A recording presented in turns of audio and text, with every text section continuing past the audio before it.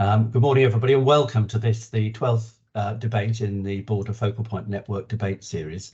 A really interesting series of discussions, which I know will be added to in a very interesting fashion today, where we discuss the future of labour market integration in cross-border regions. I'm Andrew Lansley, I'm Strategic Counsel at Lowe Associates, and it's our privilege to support the DG REGIO in their work on the cross-border regions of Europe and in supporting the Border Focal Point Network.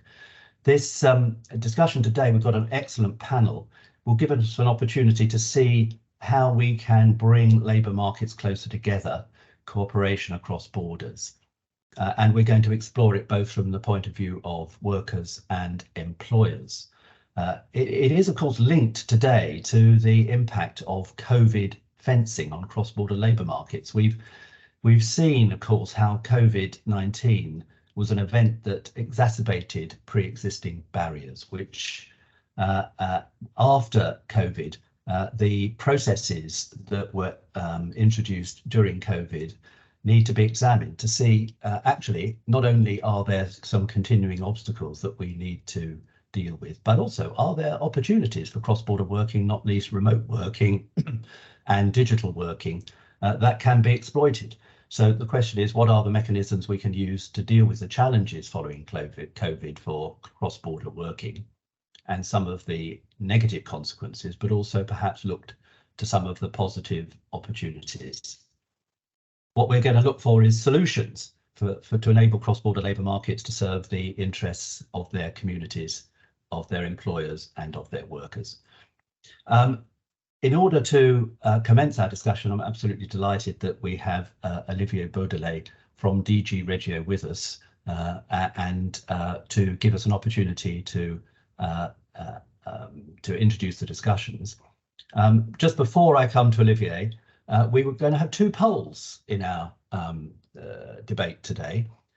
And the first of those two polls I'm going to launch now, and we'll have the response and the results after we have heard from Olivier. So the first question, if I may read it, is what is the most significant challenge faced by cross-border workers in seeking and securing employment across borders? And you have an opportunity for one answer from amongst several options. They are language and cultural barriers, access to social protection, taxation issues, the recognition of qualifications, lack of information on cross-border opportunities, and cross-border transportation to or from their work.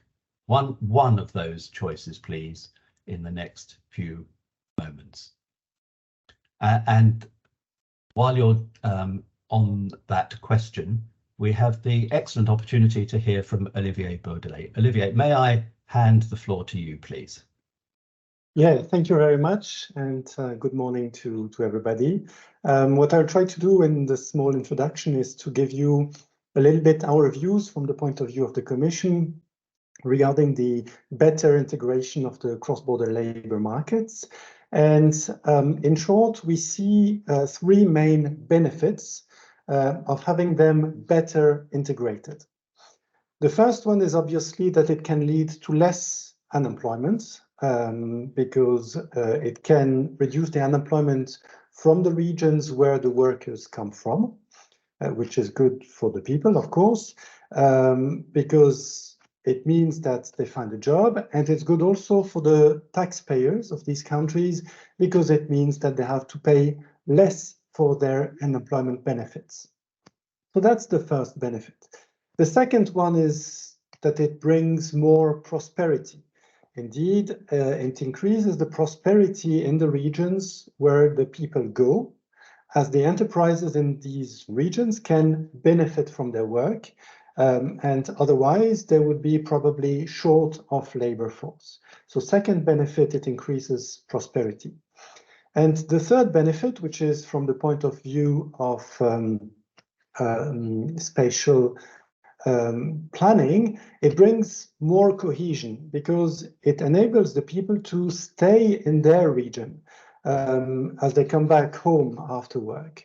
And that's good for them because they don't need to move far away to find a job, and it's good for the regions because as they stay in their own region, it's there that they pay taxes, that they shop, that they use the schools, etc. So it's very important to understand that cross-border employment means in reality it's not about migration. It means that the people stay in their region and that they have more opportunities. So you see there are these three benefits: less unemployment, more prosperity, and more cohesion. So it's something we want at least to facilitate. So now I will just show a little bit everything we are doing for improving cross-border labor markets. The first one is to reduce the legal and administrative obstacles, and there are many in the labor law, in taxation, in social security, in the recognition of the skills, the qualifications, the diplomas, in the pension rights, in the unemployment rights. And all these obstacles could be solved by changing the rules, changing the legislation. And often it is the national legislation.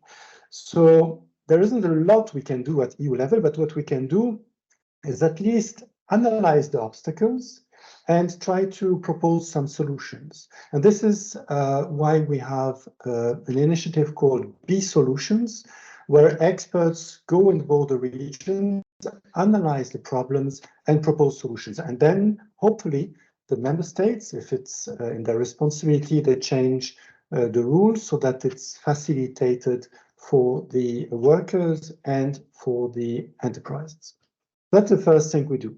The second thing we do is to fund the different cross-border information points. They can have different names, but basically it's small offices in the borders providing advice to job seekers and to enterprises. And the advice could be on vacancies, could be on applicants, so that there is a matching between the offer and the demand. Can be on the working conditions, on the mobility, on the availability of schools, kindergarten, etc. And it's very useful to make sure that we use the potential to its best. And we have many such information points already, and there should be more, obviously. And these are funded either by the Europe Employment and Social Innovation Program, the EAC program, which funds the Arrest Info Points, or the Interreg programs. The thing we do is to increase the knowledge on cross-border labor markets, because obviously if you want to have a good policy, you need to have the data. And it's very important to know exactly what are the flows, what are the differences on each side of the different borders. And for that, we are funding a study right now to improve the cross-border labor mobility data. What we do is also to provide political support to put these issues high on the political agenda, because it's important for the EU, it's important for the Commission, as it's a condition in a sense to make the single market work in practice. And we try to include the issue of cross-border employment in the different legislation of the EU and the different instruments by making sure that all these take on board the specificities of cross-border employment. And lastly, the last thing we do is to encourage discussion, networking on this topic. We have organized in January a big conference which attracted about 400 people on cross-border employment, and the Border Focal Point Network breakfast event that we have this morning is another thing that we do. So you see it's really high on our agenda. We see that there is a lot of potential. We raise it politically because it's a condition for the single market to work in practice. So it's very important for the Commission. Thank you, and have a good breakfast. Thank you. Olivier, thank you very much indeed, and thank you for that excellent introduction to our discussion and some of the activities already taking place. And indeed, very interesting what you were saying about B Solutions, and Marianne in the chat has been giving people further details about that and how, if they wish to, they can take forward applications to that. So thank you very much indeed for that. Let me just, before I introduce an EU citizen with a testimonial on video about cross-border labour market problems, let's just see what the poll and our many participants who have taken part in that themselves say are the principal challenges faced by workers cross-border. So can we bring up, please, the results of the first poll? I'm looking for the results of the first poll. I haven't seen them yet. Can we bring them up on screen? Bring the first poll results up. Not yet. I don't have the poll results. Okay, let's see if we can go to the video instead, and then we'll come back to the poll results before we move into the panel discussion and the second poll.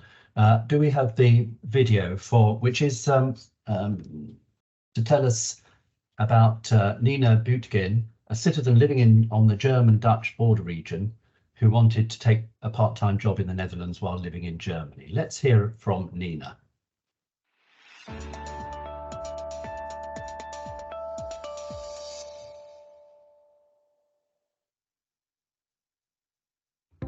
Hello, my name is Nina. I am living on the border triangle of Germany, the Netherlands and Belgium. Last, I have been employed as a researcher in the Netherlands while living in Germany.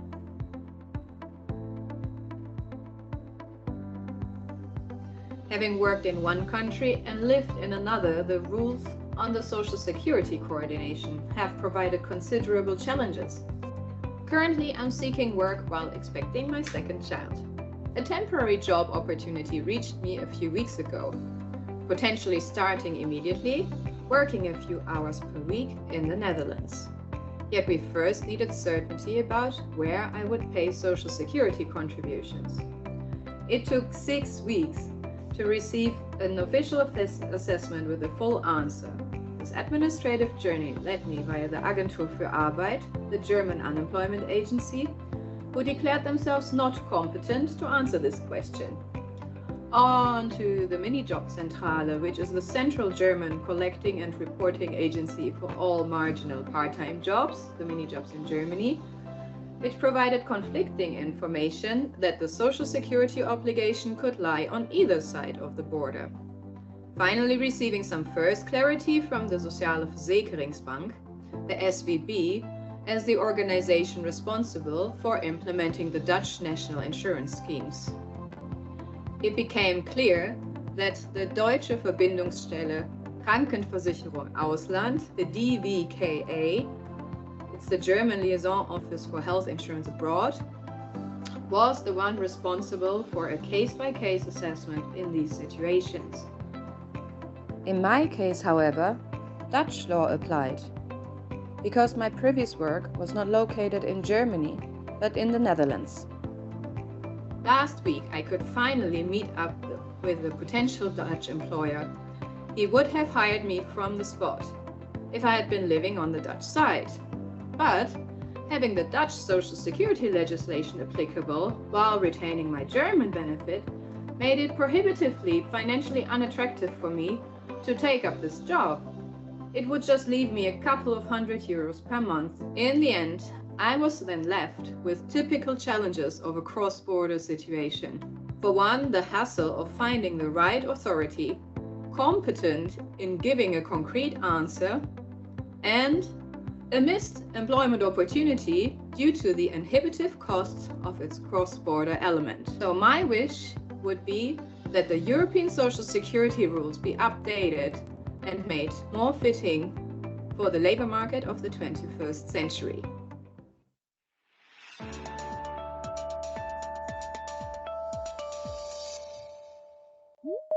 Well, thank you very much. And Nina, I think, set out a very clear problem from her point of view, which I think if Nina were responding to our poll, she would have said access to social protection was the biggest challenge. But I do now have the results of the first poll. And what it said was that the first challenge was taxation issues. At 32% recorded that as the principal challenge. Secondly, language and other cultural barriers at 24%. And then recognition of qualifications and lack of information on cross-border opportunities. They were both at 15%. Access to social protection at 12%. And then cross-border transportation to or from their place of work, just 2%. So quite interesting how there is a clear response putting taxation top and access to social protection alongside it. So what Nina was saying by way of the problems that she encountered are very real ones. That gives us an opportunity now to launch the second poll, and then we'll hear from our panelists. The second poll, if the question could be brought up, is what is the most significant challenge faced by employers when attracting cross-border workers? What is the challenge for employers? And the options that you will see in the poll, which should come up on the chat function here, is increased administrative burden, unaware of worker pool characteristics from across the border, the recognition of qualifications, increased costs for skills, that is upskilling or reskilling, cultural or language barriers, or limited transportation options. So if you can, whatever your particular role is, if you can think of this from the employer's point of view and say what you perceive to be their principal challenge, that'd be very helpful. And I'll report that after we hear initially from our panelists. So let's turn to our excellent panel. I will introduce them and ask them to say something by way of response to an initial question. Let's start, if I may, with Balázs Lengyel, who represents the European Labour Authority and the European Employment Services. Balázs, I wonder if we might start with you, and if you could tell us more about how ELA and EU RES, their networks, contribute to cross-border labour market integration, please. Good morning, everybody. Thank you for having me here today. And I prepared a short presentation, really just a few slides, and I try to give you a little bit overview how the Labour Authority and the European Commission and Member States provide support to employers and job seekers in a cross-border situation. I will share my screen. Just could you confirm that you can see my slide? Thank you very much, Balázs. We can indeed. Yes, so I will talk about the EURES. This is a network of a public and private employment services in the EU and the EFTA countries, including Switzerland, to facilitate fair and effective labor mobility. And how can EURES, or what can EURES do for you? EURES offers information and provides assistance to job seekers and employers across Europe for free. And I think this is it's crucial that to receive information, and proper information, which is coming out from the poll and also from the testimony of Nina, that it's really crucial to have the proper information in the right moment, and then job seekers can make a consent decision whether he or she goes to another member state taking another job. So what the EURES can offer, we also offer at the job mobility portal matching of job seekers and job vacancies and job seeker CVs. The portal provides labor market information and living and working conditions from all around the network countries, so 31 countries covered. It's an updated information. We provide information how to find a job, how to apply a job, moving to another member state, about what phases you will be with, about taxation, social security, healthcare. So exactly the same issues which was mentioned before. To support the collaboration in border regions, we also have a so-called cross-border partnership project, which is an ESF plus grants, and 7 cross-border partnerships involving 9 member states receive certain support. And we have also another kind of support which is available for job seekers and for employers also. This is called targeted mobility schemes. And for example, for employers, we can provide trainings or education cost for their workers. And for job seekers, we also can finance language course, recognition of the professional qualification, and even travel expenses. So I think all this come up at the survey and in the previous testimony that it's important to receive the proper information. And just about the EURES, one more thing, that it's built on 2 pillars. We have the human network. It covers 31 countries. We have 250 members and partners. These are private and public employment services. We have 1,000 EURES advisors all around in the European countries, which can be approached directly, and they can support employers and job seekers in a targeted way. And we also have the European job mobility portal. Currently, we have almost 4 million job vacancies, 1 million CVs available for 5,000 registered employers. Just one more thing about the portal. This is how it looks like. The portal has more than 4 million visitors a year. And I think it's worth to find out and to look at it information. Most of the information is even not required registering at the portal, so it's available, and we are covering 24 languages. We also have another platform which is called European Online Job Days, which is a recruitment fairs, and we provide support for online and on-site recruitment events. Thank you very much, and that would be my. Thank you very much, Balázs. And if you're kind enough to ensure that the link is available for people to be able to access your slides, I'm sure that would be much appreciated. I'm sure everybody can see that we're also getting some interesting responses to the points that are being made and some additional exchanges in the chat. We always have 2 conversations going on at once, but we can manage that. So let's turn, if I may, to Annmarie O'Kane, who is the project manager at the Centre for Cross-Border Studies on the island of Ireland. So let's hear from you, Annmarie, please, about the Border People project and how that is delivering for your cross-border region with your particular issues. Thanks so much. No, it's great to be with you here today. I hope my screen shared all right there. Thank you. Yes. Yes, so I work with the Centre for Cross-Border Studies. It fosters cross-border collaboration and cooperation in our region, all within the context of building peace and reconciliation in this space. Now I'm going to try and move the slide on. I hope that worked okay. So just to show you on the map where we are, so there's roughly 2 million people living in Northern Ireland and approximately 5 million people living in the Republic of Ireland. So the north's in part of the UK and the south is not. There's a combined population of roughly about 7 million people or thereabouts on the island. About 20% of the population live in the border region, and about 20% of our businesses are located there too.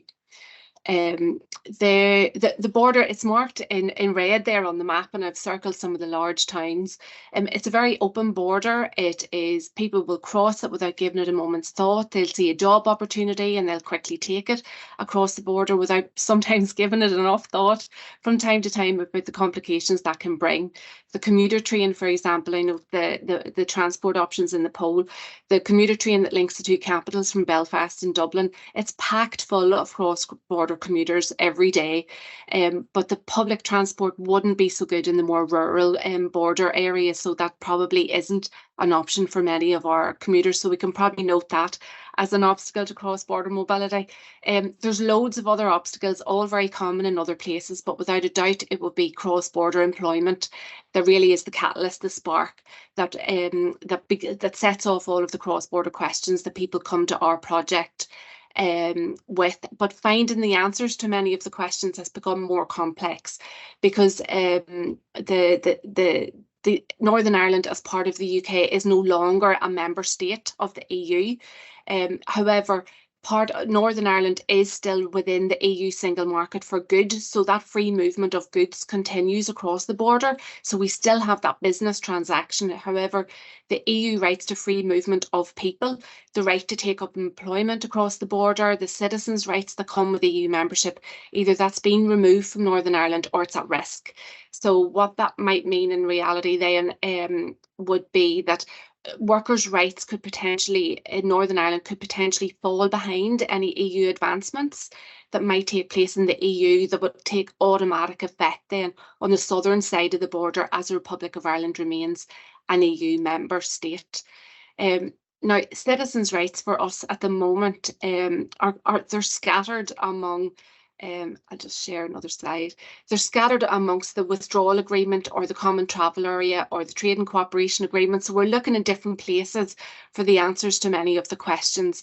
So as an example, the new rules would mean that for an EU citizen who's living on the southern side of the border in Ireland, if they would like to take up a cross-border job in Northern Ireland, they will need a UK work visa to do that now.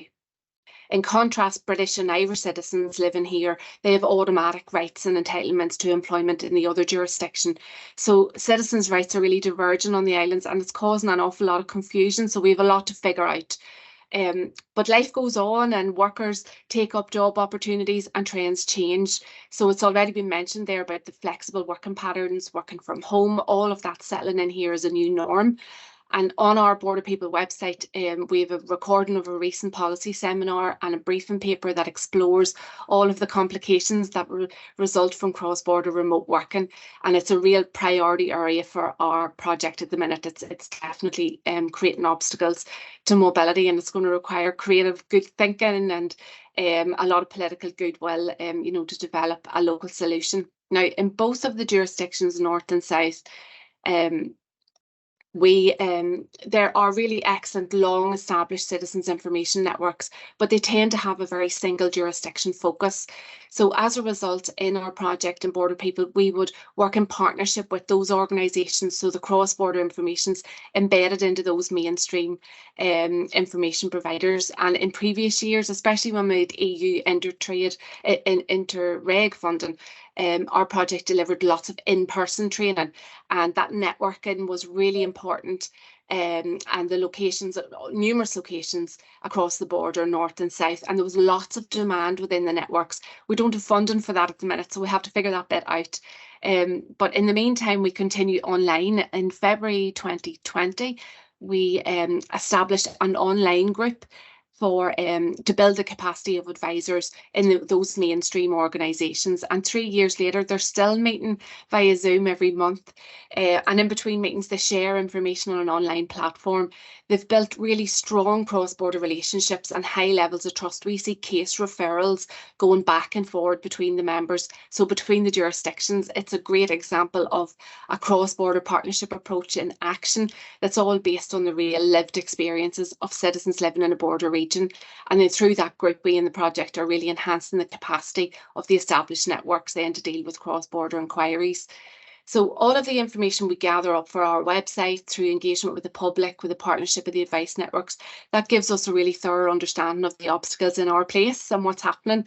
So we try and push that on then to policymakers. So behind the scenes in the project, we have a cross-border advisory group made of high-level organisations, key players in the region, policymakers, civil servants in both jurisdictions. And I suppose while the overall aim of the project is to assist citizens to navigate the existing rules and the regulations and the red tape that they encounter, we'd all much prefer the obstacles were reduced or ideally removed altogether. So we would advocate for policy development that involves border proofing. So the policies are regionally relevant and they're very much tailored to suit the needs of our border communities, to enable the border economies to flourish and the employers there to really release all of that untapped potential that's in our border region that we know is hidden there. So that's just a very quick overview of our region and of the project. So it's great to have an opportunity to share that with you. And it was very good to hear it. Thank you, Annmarie. And we often hear in the political context of the desire that there should be effectively no border between Northern Ireland and the Republic of Ireland, but actually there are issues and it requires practical solutions, just as Olivier was saying earlier about B solutions, finding practical solutions, and it looks to be like you're doing some grand, really excellent work in doing that. So thank you for hearing about that. While the cross-border problems were exacerbated by political events, actually in Benelux, we have a long-standing tradition of removing those problems and working and cooperating together. So perhaps if I may, I would turn to and ask Guus de Bruijn, who is a policy advisor in the Benelux Union, to tell us something of the experience of the Benelux Union, despite their long-standing cooperation.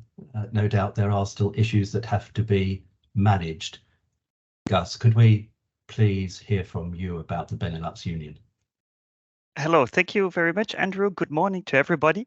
Normally, you would be able to see my presentation on the screen.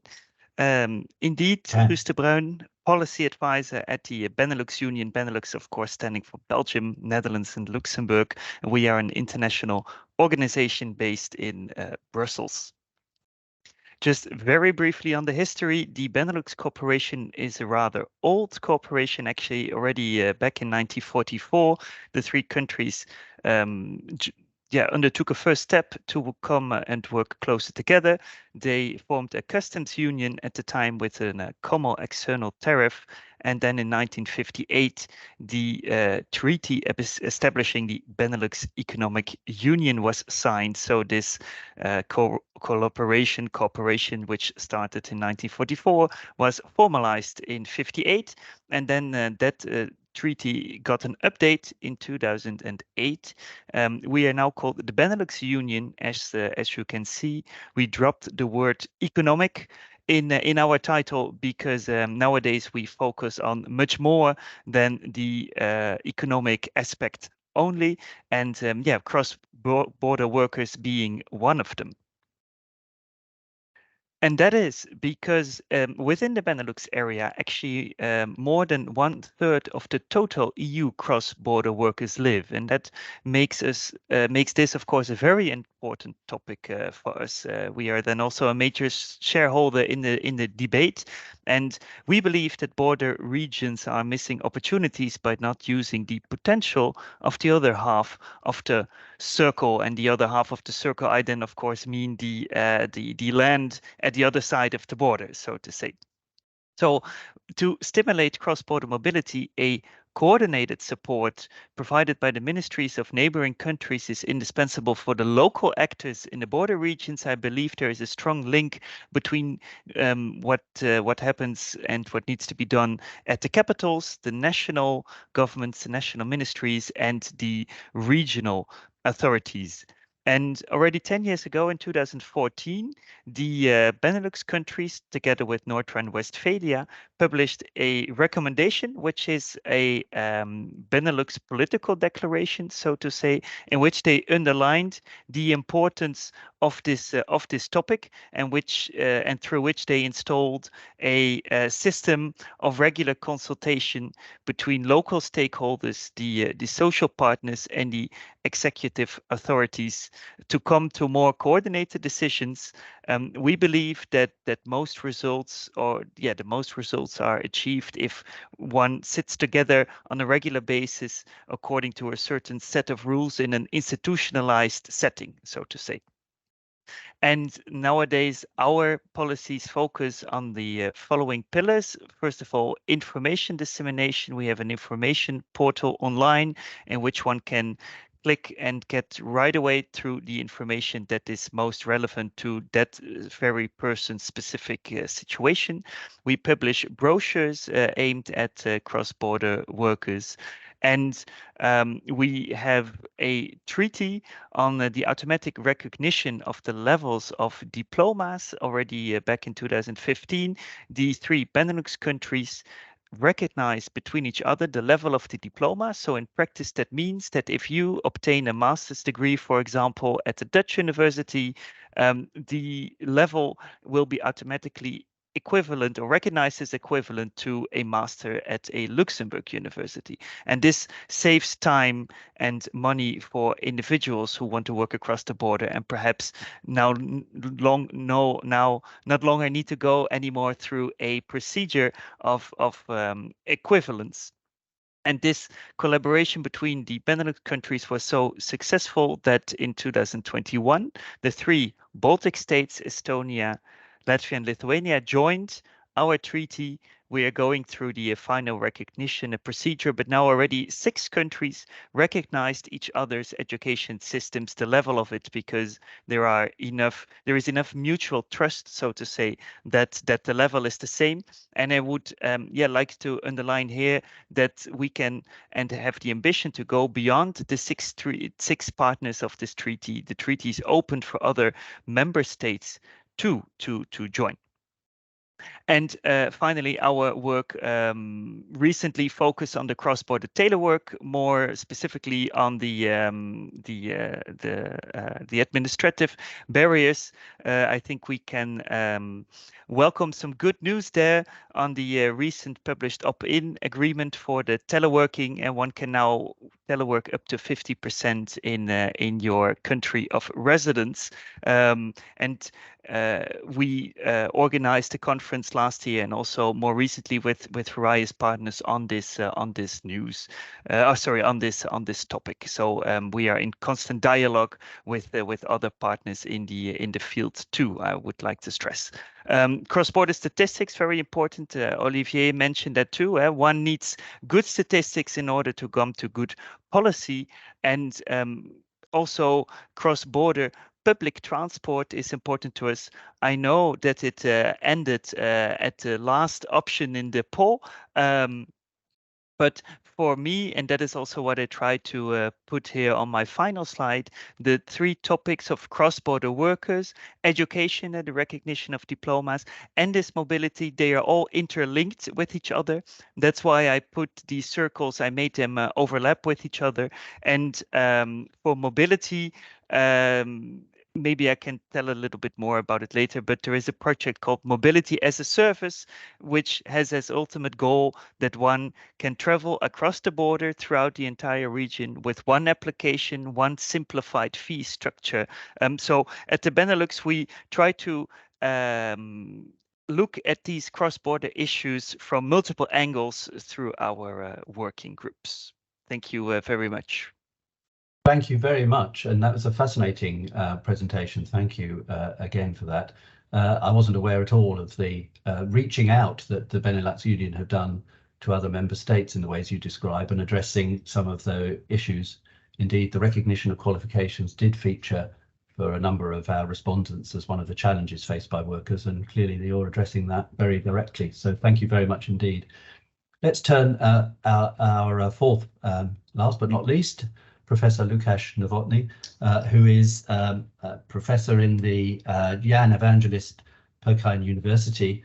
And you've been working, Lukáš, if I am correct, on the on-ground situation for cross-border workers in the Czech and German border region. And of course, in the time period in which you've been doing so, you've also had an opportunity to see what have been the impacts of the COVID fencing processes that took place during the pandemic. Can you tell us a bit about what your research is telling us about those implications for the labour market in that region?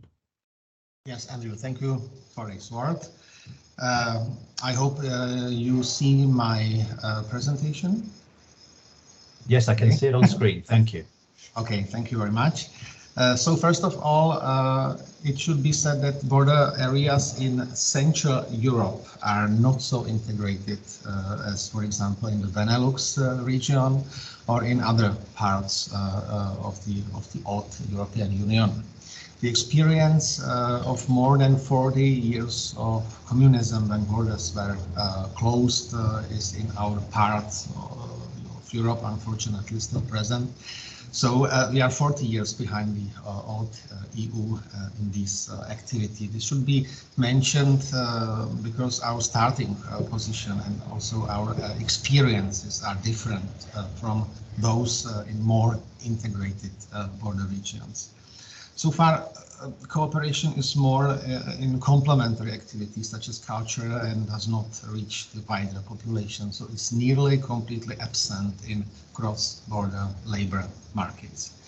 This is due to the fact that politicians as well as representatives of industry, trade unions, and other institutions still do not feel the need to look for added value for their cooperation in labor markets across borders. Although the willingness to cooperate is stated, for example, in key development documents of regions and municipalities in Czech border regions, but we don't see concrete steps. So we need a change of perspective on cross-border workers. We need greater willingness for cross-border planning in labor markets across borders. So this is the problem that has also escalated during the COVID-19 pandemic.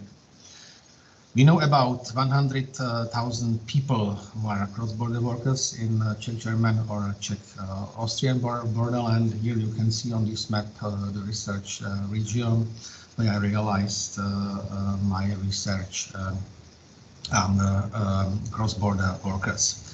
The problems of these workers are not the lack of or low social support of salaries, because these are higher in Germany, including support of for example, flexible forms of work, Kindergeld, and so on.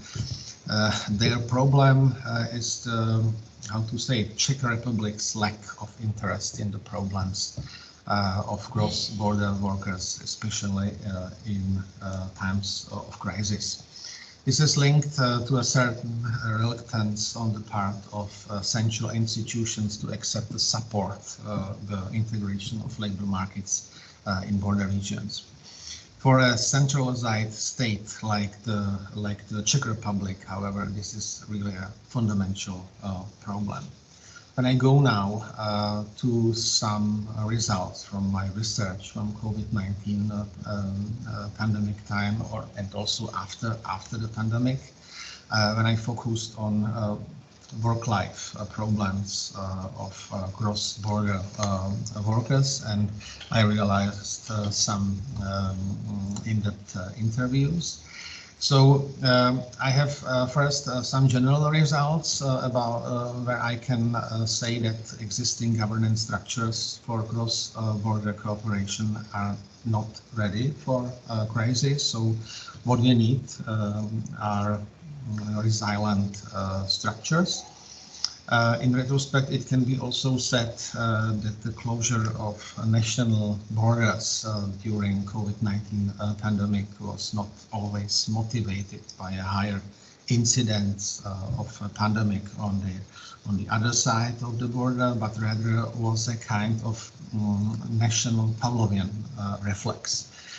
As we stated in our research with my colleague Hinek Böhm, who is also here connected today, as I know.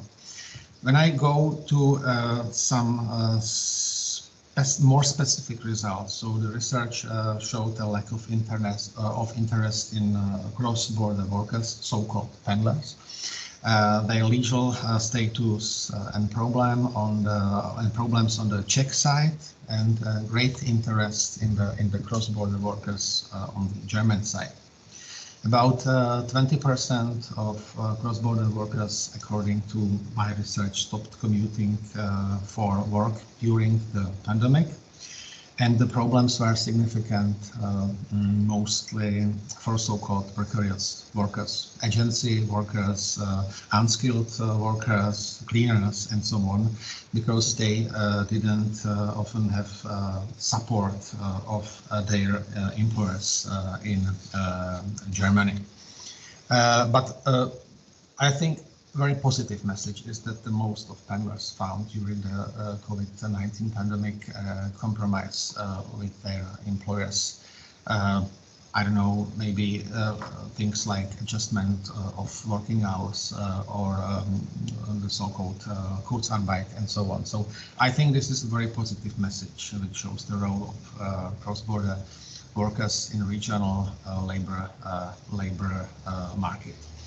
I think I have more prepared, but maybe I leave it for discussion, because I see very inspirative points also for our part of Europe, where we, and I need to repeat it, are really the border between old and Thank you very much. Thank you for thank you for the presentation. Indeed, if you're able to upload your slides, of course, people will also have an opportunity to look at the full presentation. Thank you very much indeed, Lukáš.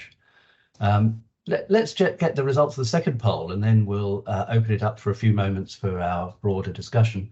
The second poll results, let's have a look, asking about the impact from the employer's point of view.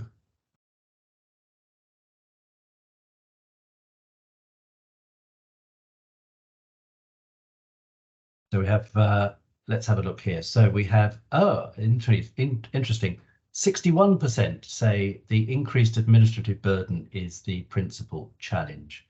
And then after that, there's a recognition of qualifications and cultural and language barriers for a much smaller number.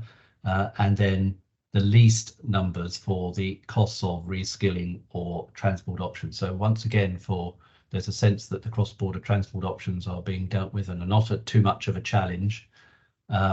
I imagine people are thinking that employers are very ready to engage in the upskilling and reskilling of workers. Recognition of qualifications features, as of course sometimes do language barriers in some places, not in others. But there are relatively few unaware of worker pool characteristics from across the borders, but many feeling there are administrative burdens for employers. That's the largest number there. I wonder if I could play that result, which is a very striking one, to you, Balázs. You're dealing with those administrative burdens day by day and helping to resolve them from the point of view of employers. Could you put yourself in the mind of employers and say, what is it that those administrative burdens to you seem to be, and how might we reduce them? What are some of the best solutions? Balázs, could I turn to you for that?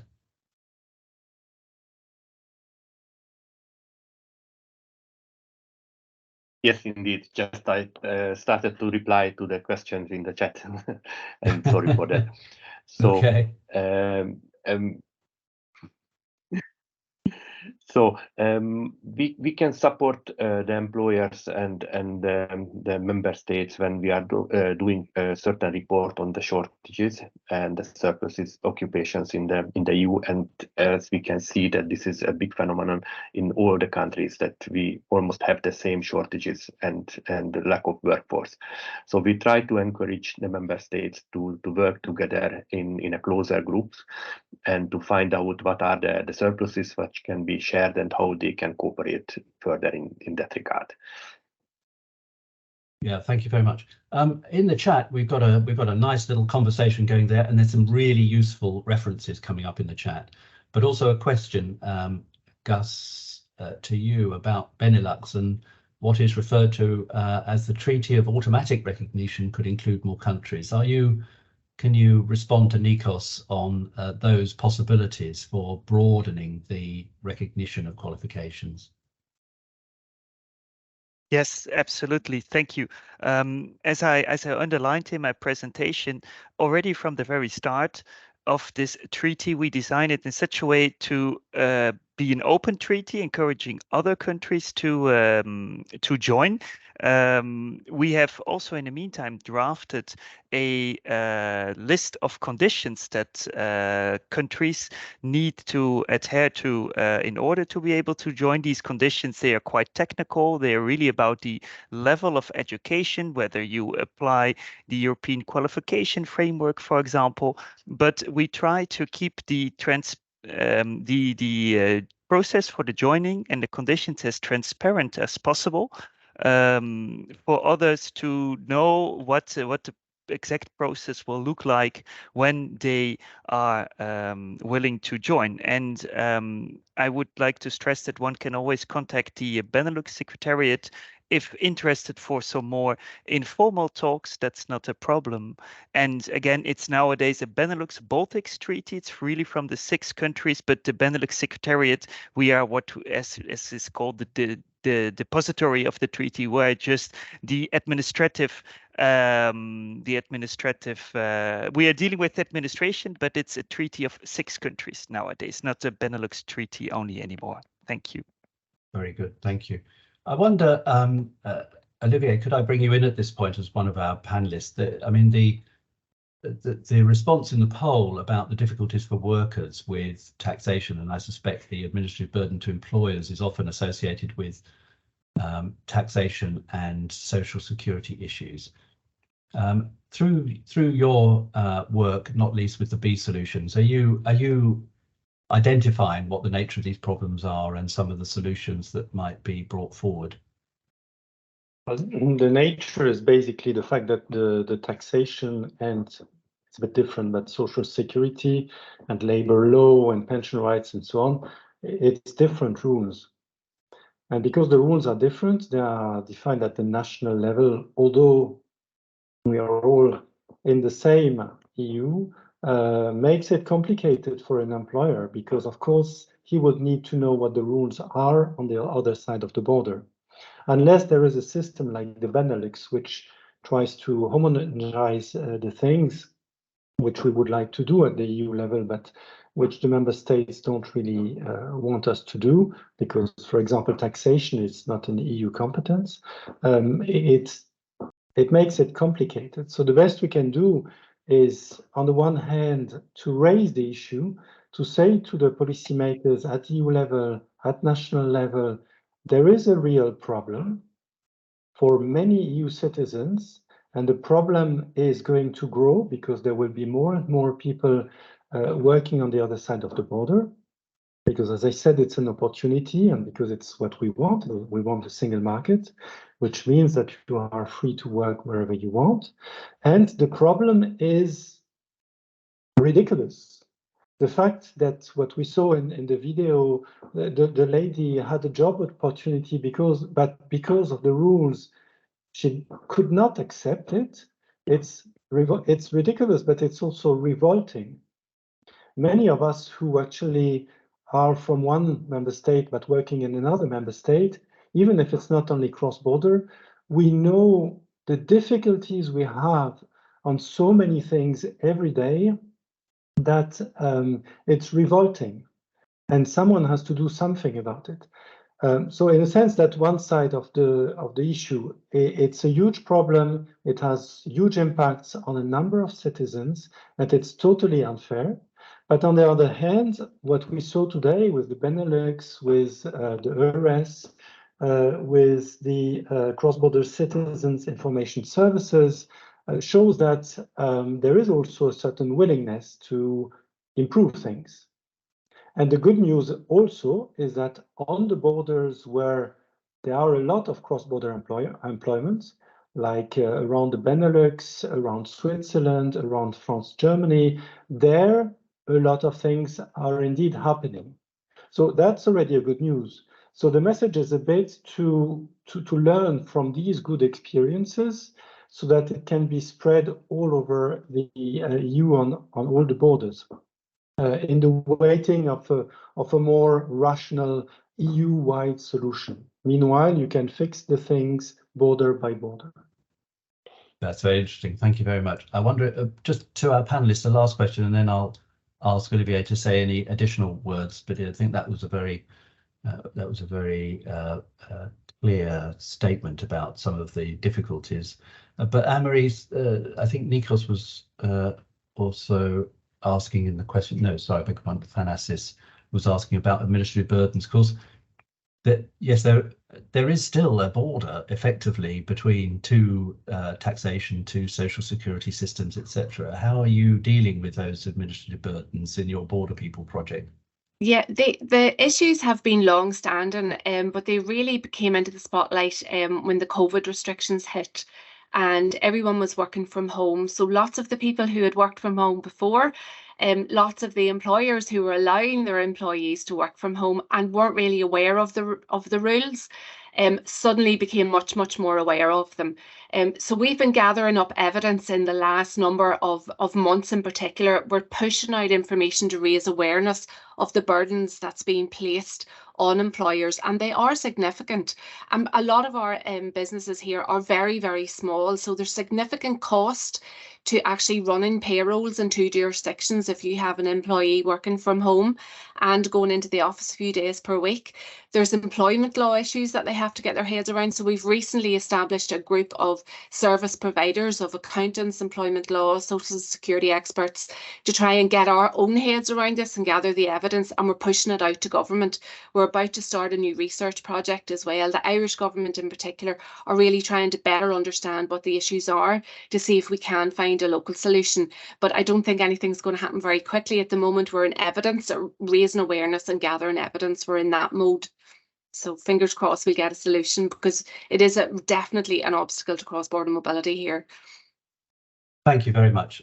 Time, as ever, is against us. We always, the border focal point network debates always have so much information, and we only have an hour in which to discuss it. But we have some really useful points being made in the chat as well, and references to some of the studies and the sources that people can go to.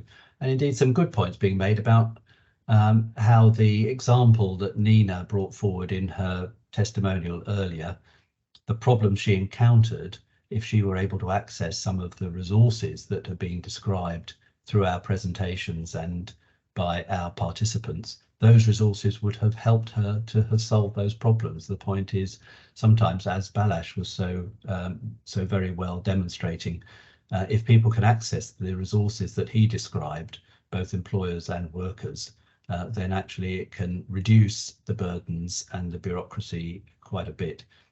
But it is clear that, as we saw from the second poll, people feel very strongly that the administrative burdens and indeed the taxation problems for workers are at the forefront of these problems. Olivier, you spoke eloquently about those problems a moment ago, but is there anything you'd like to say just by way of capturing the overall way forward from our discussion? I know you've got many next steps, some of which you've referred to in the chat, in the studies that you're undertaking. Thanks. Yeah, there are two things I would like to state. The first one is it's a call to all the participants of this morning to relay the message when they talk to policymakers, to stakeholders, etc., that cross-border employment is an opportunity, that it should work, but that unfortunately there are still obstacles. So everybody should do its utmost to reduce these obstacles to the extent possible, because really it's an opportunity, and that's what we are trying to do with the EU. In the EU, what we are trying to do is that we are all EU citizens sharing the same territory, and we should all have the same opportunities. And it's unfair that because you live close to a border, you have less opportunities than if you were to live in the middle of the country. So please pass the message that things have to improve. The second point I wanted to make is that, but you probably know, we have these breakfasts from the Border Focal Point quite regularly. On different topics. So stay tuned. On the internet, there is a website of the Border Focal Point, and there you can see what are the upcoming events. And it's always a good opportunity to discuss issues. Of course, not really in depth, but at least to see what others are doing. I think today it was very useful to see that some border regions have progressed a lot, and that could be a good source of inspiration. So thank you very much. Thank you, and thanks for those 2 points. They're excellent ones. Certainly from an employer's point of view, the extent to which you can maximize the availability of skills and workers for your purposes is the route to success in business and the route to growth. So I'm sure the employer side, not least, want to reduce these obstacles and to maximize their opportunities for the future, and that will be important for European growth. Many good references in the chat. Many thanks to our panelists, all of whom gave us some excellent presentations, which I know will also be available online through the website to see some of those slides and the references and the contacts that people can use. It's a great source of information and a great source of ideas between those who are responsible for managing these cross-border issues. We very much thank all of our participants. Thank you, Olivier, and all that you and your colleagues are doing at DG REGIO. And you quite rightly said these are regular debates, and we are looking forward to a further debate, hopefully in mid-September. And all of our colleagues online, your day is ahead of you. I hope you have a very good one. And we very much look forward to hearing from you in between times, but also at the next debate in September. Thank you very much indeed this morning for all of our participation and all of the discussion. Have a good day.